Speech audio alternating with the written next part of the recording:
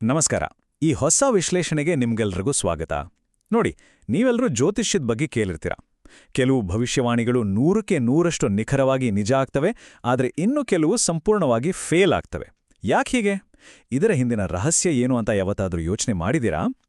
ಮದುವೆ, ವೃತ್ತಿ ಬದಲಾವಣೆ ಅಥವಾ ವಿದೇಶಿ ಪ್ರಯಾಣ ಇಂತಹ ಪ್ರಮುಖ ಘಟನೆಗಳು ಯಾವಾಗ ನಡೆಯುತ್ತೆ ಅಂತ ಮುಂಚಿತವಾಗಿ ಒಂದು ಮ್ಯಾಥಮ್ಯಾಟಿಕಲ್ ಲೆಕ್ಕಾಚಾರದ ಮೂಲಕ ನಿಖರವಾಗಿ ಹೇಳುವಂಥ ಒಂದು ಪದ್ಧತಿ ಇದೆ.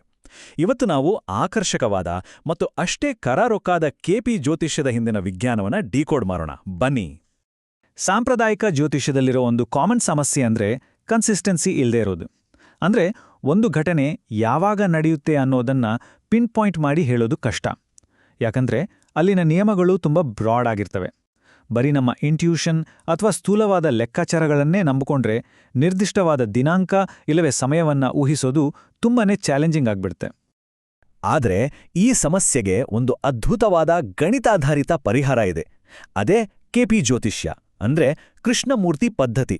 ಜೀವನದ ಪ್ರಮುಖ ಘಟನೆಗಳು ಯಾವಾಗ ನಡೆಯುತ್ತೆ ಅನ್ನೋದನ್ನ ಕರಾರುವಾಗಿ ಅಂದಾಜಿಸೋದ್ರಲ್ಲಿ ಇದು ವಿಶ್ವದಾದ್ಯಂತ ಫೇಮಸ್. ಇದು ಸುಮ್ಮನೆ ಏನೋ ಒಂದು ರಫ್ ಎಸ್ಟಿಮೇಟ್ ಕೊಡಲ್ಲ, ಬದಲಾಗಿ ಆ ಅಸ್ಪಷ್ಟತೆಯನ್ನ ತೆಗ್ದುಹಾಕಿ ಗಣಿತದ ನಿಖರತೆಯೊಂದಿಗೆ ಘಟನೆಗಳು ನಡೆಯುವ ನಿರ್ದಿಷ್ಟ ಸಮಯವನ್ನೇ ಹೇಳುತ್ತೆ. ಇದೇ ಕಾರಣಕ್ಕೆ ಇದು ಇಷ್ಟೊಂದು ಪಾಪ್ಯುಲರ್ ಆಗಿರೋದು. ಈ ಪದ್ಧತಿಯನ್ನ ಹುಟ್ಟುಹಾಕಿದ್ದು 20ನೇ ಶತಮಾನದ ಪ್ರಸಿದ್ಧ ಭಾರತೀಯ ಜ್ಯೋತಿಷಿ ಪ್ರೊಫೆಸರ್ ಕೆ.ಎಸ್. ಕೃಷ್ಣಮೂರ್ತಿಯವರು. ಅವರು ಸಾಂಪ್ರದಾಯಿಕ ವೈದಿಕ ಜ್ಯೋತಿಷ್ಯವನ್ನ ದಶಕಗಳ ಕಾಲ ಆಳವಾಗಿ ಸ್ಟಡಿ ಮಾಡಿದ್ರು. ಆದರೆ ತಮ್ಮ ಸ್ವಂತ ಪ್ರಾಕ್ಟೀಸಲ್ಲಿ ಎಷ್ಟೋ ಬಾರಿ ಭವಿಷ್ಯವಾಣಿಗಳು ವಿಫಲವಾಗ್ತಿರುವುದನ್ನು ಅವರು ಗಮನಿಸಿದ್ರು. ಯಾಕೆ ಹೀಗಾಗ್ತಿದೆ ಅಂತ ಪ್ರಶ್ನಿಸಿಕೊಂಡವರು ಜ್ಯೋತಿಷ್ಯಕ್ಕೆ ಹೆಚ್ಚು ಸೈಂಟಿಫಿಕ್, ಆಸ್ಟ್ರೋನಾಮಿಕಲ್ ಲೆಕ್ಕಾಚಾರಗಳನ್ನ ಮತ್ತು ಲಾಜಿಕಲ್ ಆದ ವಿಧಾನವನ್ನ ತರಬೇಕು ಅಂತ ನಿರ್ಧರಿಸಿ ಈ ಹೊಸ ಸಿಸ್ಟಮ್ ಅನ್ನೇ ಸೃಷ್ಟಿ ಮಾಡಿದ್ರು. ನೋಡಿ, ಕೆಪಿ ಜ್ಯೋತಿಷ್ಯದ ಫೌಂಡೇಶನ್ ಕೇವಲ ಒಂದೇ ಒಂದು ಪದ್ಧತಿಯ ಮೇಲೆ ನಿಂತಿಲ್ಲ. ಪ್ರೊಫೆಸರ್ ಕೃಷ್ಣಮೂರ್ತಿಯವರು ಏನ್ ಮಾಡಿದ್ರು ಅಂದ್ರೆ, ವೈದಿಕ ಜ್ಯೋತಿಷ್ಯದ ಮೂಲ ತತ್ವಗಳ ಜೊತೆಗೆ ಪಾಶ್ಚಿಮಾತ್ಯ ಜ್ಯೋತಿಷ್ಯದ ಪ್ಲಾಸಿಡಸ್ ಹೌಸ್ ಸಿಸ್ಟಮ್ ಅನ್ನ ಮಿಕ್ಸ್ ಮಾಡಿದ್ರು. ಇದು ಕೆಪಿ ಪದ್ಧತಿಗೆ ಒಂದು ದೊಡ್ಡ ಬೂಸ್ಟ್ ಕೊಡ್ತು. ಅಷ್ಟೇ ಅಲ್ಲದೆ ನಕ್ಷತ್ರಗಳು ಮತ್ತು ವಿಶೇಷವಾಗಿ ಸಬ್ಲಾರ್ಡ್ಸ್ ಅಂದ್ರೆ ಉಪಾಧಿಪತಿಗಳು ಅನ್ನೋ ಹೊಸ ಕಾನ್ಸೆಪ್ಟ್ ಅನ್ನ ಪರಿಚಯಿಸಿ ಈ ವ್ಯವಸ್ಥೆಗೆ ಅತ್ಯಂತ ಭದ್ರವಾದ ಬುನಾದಿಯನ್ನ ಹಾಕ್ಕೊಟ್ರು. ಹಾಗಾದ್ರೆ ಸಾಂಪ್ರದಾಯಿಕ ವಿಧಾನಕ್ಕೂ ಕೆಪಿ ಪದ್ಧತಿಗೂ ಇರೋ ಮೇನ್ ಡಿಫ್ರೆನ್ಸ್ ಏನು? ಅದು ಇರೋದೇ ಲೆಕ್ಕಾಚಾರದ ಡೆಪ್ತ್ನಲ್ಲಿ. ಸಾಂಪ್ರದಾಯಿಕ ವಿಧಾನದಲ್ಲಿ ದೊಡ್ಡದಾದ ರಾಶಿಗಳು, ಗ್ರಹಗಳು ಮತ್ತು ಅವುಗಳ ಸ್ಥೂಲವಾದ ಪ್ಲೇಸ್ಮೆಂಟ್ ಮೇಲೆ ಫೋಕಸ್ ಮಾಡ್ತಾರೆ. ಆದರೆ ಕೆಪಿ ಜ್ಯೋತಿಷ್ಯದಲ್ಲ, ಅದು ಅದಕ್ಕಿಂತ ತುಂಬನೇ ಆಳಕ್ಕೆ ಹೋಗುತ್ತೆ. ಇದು ಇಡೀ ಲೆಕ್ಕಾಚಾರವನ್ನ ಮೈಕ್ರೋ ಲೆವೆಲ್ನಲ್ಲಿ ಗಣಿತದ ಆಧಾರದ ಮೇಲೆ ಡಿವೈಡ್ ಮಾಡಿ ಕನ್ಫ್ಯೂಷನ್ನನ್ನೆಲ್ಲ ಕ್ಲಿಯರ್ ಮಾಡಿಬಿಡುತ್ತೆ. ಈ ಪ್ರಾಸೆಸ್ ಹೇಗಿದೆ ಅಂತ ಒಂದು ಎಕ್ಸಾಂಪಲ್ ಮೂಲಕ ನೋಡೋಣ. ಇದು ಒಂಥರ ಮೈಕ್ರೋಸ್ಕೋಪ್ನಲ್ಲಿ ಝೂಮ್ ಇನ್ ಮಾಡಿದ ಹಾಗೆ. ಮೊದಲು 30 ಡಿಗ್ರಿಯ ಒಂದು ದೊಡ್ಡ ರಾಶಿಯನ್ನ ತಗೊಳ್ತೀವಿ. ನಂತರ ಆ ರಾಶಿಯನ್ನ ಇನ್ನೂ ಚಿಕ್ಕದಾದ ನಕ್ಷತ್ರವಾಗಿ ವಿಭಜಿಸ್ತೀವಿ. ಕೊನೆಯದಾಗಿ ಆ ನಕ್ಷತ್ರವನ್ನು ಕೂಡ ಮತ್ತಷ್ಟು ಸೂಕ್ಷ್ಮವಾದ ಉಪಾಧಿಪತಿ ಅಂದ್ರೆ ಸಬ್ಲಾರ್ಡ್ ಆಗಿ ಡಿವೈಡ್ ಮಾಡ್ತೀವಿ. ಹೀಗೆ ಒಂದೊಂದೇ ಲೇಯರನ್ನ ಗಣಿತದ ಆಧಾರದ ಮೇಲೆ ಬಿಡಿಸ್ತಾ ಹೋಗೋದೇ ಇದರ ಯಶಸ್ಸಿನ ಸೀಕ್ರೆಟ್. ಈ ಝೂಮಿಂಗ್ ಇನ್ ಪ್ರೋಸೆಸ್ನಲ್ಲಿ ಬರುವ ಮೊದಲನೇ ಪ್ರಮುಖ ಹಂತವೇ ನಕ್ಷತ್ರ. ಕೆಪಿ ಪದ್ಧತಿಯಲ್ಲಿ ಒಂದು ಗ್ರಹ ಅನ್ನೋದು ಕೇವಲ ರಿಸಲ್ಟ್ ಕೊಡೋ ಒಂದು ಸೋರ್ಸ್ ಮಾತ್ರ. ಆದ್ರೆ ಆ ಗ್ರಹ ಯಾವ ರೀತಿಯ ನಿಖರವಾದ ರಿಸಲ್ಟ್ ಕೊಡುತ್ತೆ ಅಂತ ಡಿಸೈಡ್ ಮಾಡೋದು ಆ ಗ್ರಹ ಕೂತಿರೋ ನಕ್ಷತ್ರದ ಅಧಿಪತಿ ಅಂದ್ರೆ ಸ್ಟಾರ್ ಲಾರ್ಡ್. ಸಾಂಪ್ರದಾಯಿಕ ಜ್ಯೋತಿಷ್ಯಕ್ಕಿಂತ ಒಂದು ಹೆಜ್ಜೆ ಮುಂದೆ ಹೋಗಿ ಕರಾರುವಕ್ಕಾದ ರಿಸಲ್ಟ್ ಕಡೆಗೆ ನಾವು ಇಡೋ ಮೊದಲ ಸ್ಟ್ರಾಂಗ್ ಸ್ಟೆಪ್ ಇದು. ಇನ್ನು ಉಪಾಧಿಪತಿ ಅಥವಾ ಸಬ್ ಲಾರ್ಡ್ ಅನ್ನೋದು ಕೆಪಿ ಜ್ಯೋತಿಷ್ಯದ ಹಾರ್ಟ್ ಇದ್ದ ಹಾಗೆ. ನಕ್ಷತ್ರವನ್ನ ಮತ್ತಷ್ಟು ಸೂಕ್ಷ್ಮವಾಗಿ ಒಡೆದಾಗ ನಮಗೆ ಸಿಗೋದೇ ಈ ಸಬ್ ಲಾರ್ಡ್. ವಿಂಶೋತ್ತರಿ ದಶಾಪದ್ಧತಿಯ ಅನುಪಾತಗಳ ಆಧಾರದ ಮೇಲೆ ಈ ಡಿವಿಷನ್ ಮಾಡ್ತಾರೆ ಅನ್ನೋದು ನಿಜಕ್ಕೂ ಒಂದು ಅದ್ಭುತವಾದ ಆವಿಷ್ಕಾರ. ಕೆಪಿ ಜ್ಯೋತಿಷ್ಯ ಇಷ್ಟೊಂದು ಆಕ್ಯುರೇಟ್ ಆಗಿ ಕೆಲಸ ಮಾಡೋಕೆ ಕಾರಣವಾದ ಅಸಲಿ ಮ್ಯಾಜಿಕ್ ಅಡಗಿರೋದೇ ಈ ಸಬ್ಲಾರ್ಡ್ ವಿಭಾಗದಲ್ಲಿ. ಈ ಎಲ್ಲಾ ಕ್ಯಾಲ್ಕುಲೇಷನ್ಗಳ ಆಧಾರದ ಮೇಲೆ ಕೆಪಿ ಜ್ಯೋತಿಷ್ಯದಲ್ಲಿ ಒಂದು ಗೋಲ್ಡನ್ ರೂಲ್ ಇದೆ. ಅದೇನಂದ್ರೆ, ಒಂದು ಗ್ರಹವು ತಾನು ಕೂತಿರೋ ಅಥವಾ ಒಡೆಯನಾಗಿರೋ ಮನೆಯ ರಿಸಲ್ಟ್ ಕೊಡೋಕೆ ಒಂದು ಸೋರ್ಸ್ ಆಗಿ ಕೆಲಸ ಮಾಡುತ್ತೆ. ಆ ಗ್ರಹದ ನಕ್ಷತ್ರಾಧಿಪತಿ ಆ ಫಲಿತಾಂಶದ ನೇಚರ್ ಅಂದ್ರೆ ಸ್ವರೂಪವನ್ನ ನಿರ್ಧರಿಸುತ್ತೆ.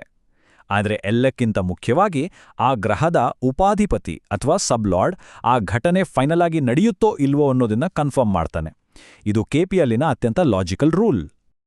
ರಿಯಲ್ ಲೈಫ್ನಲ್ಲಿ ಕೆಪಿ ಜ್ಯೋತಿಷ್ಯ ಎಷ್ಟು ಪರ್ಫೆಕ್ಟ್ ಆಗಿ ಕೆಲಸ ಮಾಡುತ್ತೆ ಅಂತೀರಾ? ಉದಾಹರಣೆಗೆ, ನನಗೆ ಯಾವಾಗ ಕೆಲಸ ಸಿಗುತ್ತೆ ಅಂತ ಯಾರಾದ್ರೂ ಕೇಳಿದ್ರೆ ಸಾಂಪ್ರದಾಯಿಕ ವಿಧಾನದಲ್ಲಿ ಈ ವರ್ಷ ಟೈಮ್ ಚೆಂದಂಗಿದೆ, ಟ್ರೈ ಮಾಡಿ ಅಂತ ಹೇಳ್ಬೋದು. ಆದರೆ ಕೆಪಿಯಲ್ಲಿ ಮುಂದಿನ ತಿಂಗಳ 2ನೇ ವಾರದಲ್ಲಿ ನಿಮಗೆ ಖಚಿತವಾಗಿ ಗವರ್ಮೆಂಟ್ ಜಾಬ್ ಆರ್ಡರ್ ಬರುತ್ತೆ ಅಂತ ನಿಖರವಾಗಿ ಹೇಳ್ಬೋದು. ಮದುವೆ, ಫಾರಿನ್ ಟ್ರಿಪ್ ಅಥವಾ ಕೋರ್ಟ್ ಕೇಸ್ ಯಾವುದೇ ಇರಲಿ, ಇಲ್ಲಿ ಅಸ್ಪಷ್ಟತೆಗೆ ಜಾಗವೇ ಇಲ್ಲ, ಬರೀ ಪಾಯಿಂಟ್ ಟು ಪಾಯಿಂಟ್ ಆನ್ಸರ್ ಅಷ್ಟೇ. ಇಲ್ಲಿ ಗಮನಿಸಬೇಕಾದ ಇನ್ನೊಂದು ಮುಖ್ಯ ವಿಚಾರ ಅಂದ್ರೆ ಪ್ರಿಡಿಕ್ಷನ್ ಟೈಮಿಂಗ್. ಕಾಂಪ್ಲಿಕೇಟೆಡ್ ಆದ ಪೂಜೆ ಪುನಸ್ಕಾರಗಳನ್ನ ನೆಚ್ಕೊಳ್ಳೋ ಬದಲು ಕೆಪಿ ಜ್ಯೋತಿಷ್ಯ ಸಂಪೂರ್ಣವಾಗಿ ಲಾಜಿಕಲ್ ಮತ್ತು ರಿಸಲ್ಟ್ ಓರಿಯೆಂಟೆಡ್ ಆಗಿದೆ. ಜೀವನದ ಒಂದು ಘಟನೆ ಯಾವಾಗ ನಡೆಯುತ್ತೆ ಅಂತ ಲೆಕ್ಕ ಹಾಕೋಕೆ ಇದು ದಶಾ, ಭುಕ್ತಿ ಮತ್ತು ಅಂತರಗಳನ್ನ ಪ್ರಸ್ತುತ ಚಲಿಸ್ತಿರುವ ರೂಲಿಂಗ್ ಪ್ಲಾನೆಟ್ಸ್ ಗೋಚಾರದ ಜೊತೆ ಲಿಂಕ್ ಮಾಡುತ್ತೆ. ಇದೇ ಈ ವ್ಯವಸ್ಥೆಗೆ ಒಂದು ದೊಡ್ಡ ಸೈಂಟಿಫಿಕ್ ವೇಟೇಜ್ ಕೊಡೋದು. ಕೆಪಿ ಜ್ಯೋತಿಷ್ಯದ one of the most powerful tools ಅಂದ್ರೆ ಈ ರೂಲಿಂಗ್ ಪ್ಲಾನೆಟ್ಸ್ ಅಥವಾ ಆಳುವ ಗ್ರಹಗಳ ಸಿದ್ಧಾಂತ. ಇದು ಒಂಥರ ಡಿವೈನ್ ಗೈಡೆನ್ಸ್ ಇದ್ದಾಗೆ ಕೆಲಸ ಮಾಡುತ್ತೆ. ಕೆಪಿಯಲ್ಲಿ ಇದನ್ನ 3 ಮುಖ್ಯ ಕೆಲಸಗಳಿಗೆ ಬಳಸ್ತಾರೆ. ಹುಟ್ಟಿದ ಸಮಯವನ್ನ ಸೆಕೆಂಡ್ಗಳವರೆಗೆ ನಿಖರವಾಗಿ ಸರಿಪಡಿಸೋದು, ಅಂದ್ರೆ ಬರ್ತ್ ಟೈಮ್ ರೆಕ್ಟಿಫಿಕೇಷನ್, ಪ್ರಶ್ನಾ ಜ್ಯೋತಿಷ್ಯದಲ್ಲಿ ತಕ್ಷಣದ ಉತ್ತರ ಹುಡುಕೋದು ಮತ್ತು ಘಟನೆಗಳ ಎಕ್ಸಾಕ್ಟ್ ಟೈಮಿಂಗ್ ಅನ್ನ ಫೈನಲೈಸ್ ಮಾಡೋದು. ಇದು ಈ ಸಿಸ್ಟಮ್ನ ವಿಶ್ವಾಸಾರ್ಹತೆಯನ್ನ 100 ಮಡಿ ಮಾಡುತ್ತೆ. ಇಷ್ಟೆಲ್ಲ ಮ್ಯಾಥ್ಸ್ ಕ್ಯಾಲ್ಕುಲೇಷನ್ಸ್ ಕೇಳಿದ ಮೇಲೆ ಇದನ್ನ ಕಲಿಯೋದು ತುಂಬಾನೇ ಕಷ್ಟನಪ್ಪ ಅಂತ ನಿಮ್ಗನ್ಸಿರ್ಬೋದು. ಆರಂಭದಲ್ಲಿ ಸ್ವಲ್ಪ ಟೆಕ್ನಿಕಲ್ ಅಂತ ಅನ್ಸಿದ್ರು, ಇದು ಕಲಿಯೋಕೆ ತುಂಬ ಸುಲಭ ಅಂತಾರೆ ತಜ್ಞರು. ಯಾಕಂದ್ರೆ ಇದರಲ್ಲಿ ಕನ್ಫ್ಯೂಸ್ ಮಾಡೋ ವ್ಯಾಖ್ಯಾನಗಳಿಲ್ಲ, ಬದಲಾಗಿ ಕ್ಲಿಯರ್ ಆದ ರೂಲ್ಸ್ ಇವೆ. ಯಾರು ಲೆಕ್ಕ ಹಾಕಿದ್ರೂ ಒಂದೇ ರಿಸಲ್ಟ್ ಬರುತ್ತೆ. ಒಮ್ಮೆ ಈ ಲಾಜಿಕ್ ಅರ್ಥ ಆದ್ರೆ ಸಾಕು, ಇದು ಎಷ್ಟು ವ್ಯವಸ್ಥಿತವಾಗಿದೆ ಅಂತ ನೀವೇ ಆಶ್ಚರ್ಯಪಡ್ತೀರಾ. ಈ ಮಟ್ಟದ ಅಕ್ಯುರಸಿ ಬರಬೇಕು ಅಂದ್ರೆ ಕೆಪಿ ಪದ್ಧತಿಯಲ್ಲಿ ಒಂದು ಸಾಲಿಡ್ ಆದ ಟೆಕ್ನಿಕಲ್ ಟೂಲ್ ಕಿಟ್ಟನ್ನೇ ಬಳಸ್ತಾರೆ. ಕಸ್ಪ್ಗಳು, ನಕ್ಷತ್ರಾಧಿಪತಿಗಳು, ಉಪಾಧಿಪತಿಗಳು, ಸಿಗ್ನಿಫಿಕೇಟರ್ಸ್, ದಶೆಗಳು ಮತ್ತು ಗೋಚಾರ ಇವೆಲ್ಲವೂ ಸೇರಿ ಒಂದು ಪರ್ಫೆಕ್ಟ್ ಆದ ಮಿಷಿನ್ ಥರ ಕೆಲಸ ಮಾಡ್ತವೆ. ಇಲ್ಲಿ ಪ್ರತಿಯೊಂದು ಅಂಶಕ್ಕೂ ಭವಿಷ್ಯವನ್ನ ನಿಖರವಾಗಿ ಹೇಳೋದ್ರಲ್ಲಿ ತನ್ನದೇ ಆದ ಸ್ಪಷ್ಟವಾದ ಜವಾಬ್ದಾರಿ ಇರುತ್ತೆ. ಸೊ ಇವೆಲ್ಲವನ್ನು ನೋಡಿದಾಗ ನಮ್ಮ ತಲೆಯಲ್ಲಿ ಬರೋ ಒಂದು ರೋಮಾಂಚಕಾರಿ ಪ್ರಶ್ನೆ ಏನ್ ಗೊತ್ತಾ?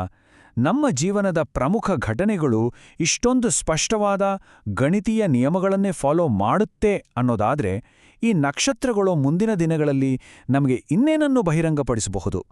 ನಾವನ್ಕೊಂಡ ಹಾಗೆ ಭವಿಷ್ಯ ಅನ್ನೋದು ಕೇವಲ ಆಕಸ್ಮಿಕವಲ್ಲ, ಅದೊಂದು ನಿಖರವಾದ ಖಗೋಳಶಾಸ್ತ್ರೀಯ ಲೆಕ್ಕಾಚಾರ ಅಲ್ವಾ? ಈ ಅದ್ಭುತವಾದ ವಿಜ್ಞಾನದ ಬಗ್ಗೆ ನಿಮ್ಗಿನ್ನಷ್ಟು ಕುತೂಹಲ ಮೂಡಿದೆ ಅಂತ ಭಾವಿಸ್ತೀವಿ. ಮತ್ತೊಂದು ಇಂಟ್ರೆಸ್ಟಿಂಗ್ ಟಾಪಿಕ್ ಜೊತೆ ಮತ್ತೆ ಸಿಗೋಣ. ನಮಸ್ಕಾರ.